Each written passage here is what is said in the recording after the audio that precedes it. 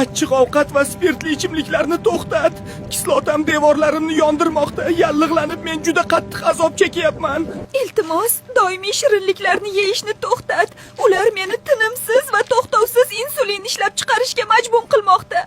Qovurilgan yog'li ovqatlarni bas qil. Qonim quyuqlashib ketdi. Nasos qila olmayapman va juda charchab qoldim.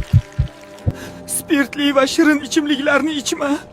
Yog' bosib tiqilib qoldim. Zaharli moddalar esa ichingda qolib ketyapti. Qayta ishlangan tolasiz ovqatlarni yema. Men qattiq shishib yallig'lanyapman. Ichimda hamma narsa juda sekin harakatlanmoqda. Juda ko'p tuz yeyishni va suvsiz yurishni to'xtat. Men butunlay qurib qoldim. Toshlar hosil qilyapman. Yog'li ovqatlarni yeyishni to'xtat. O't suyuqligi quyuqlashib toshlarga aylanmoqda. Men qisilganimda to'satdan juda qattiq og'riydi. Chekishni va iflos havoni yutishni bas qil. Havo qopchalarim shishib qotdi. Senga kislorod bera olmayapman. Bundanda qiziqarli ma'lumotlarni bilmoqchimisiz? Unda Welcome Clinic'ga obuna bo'ling.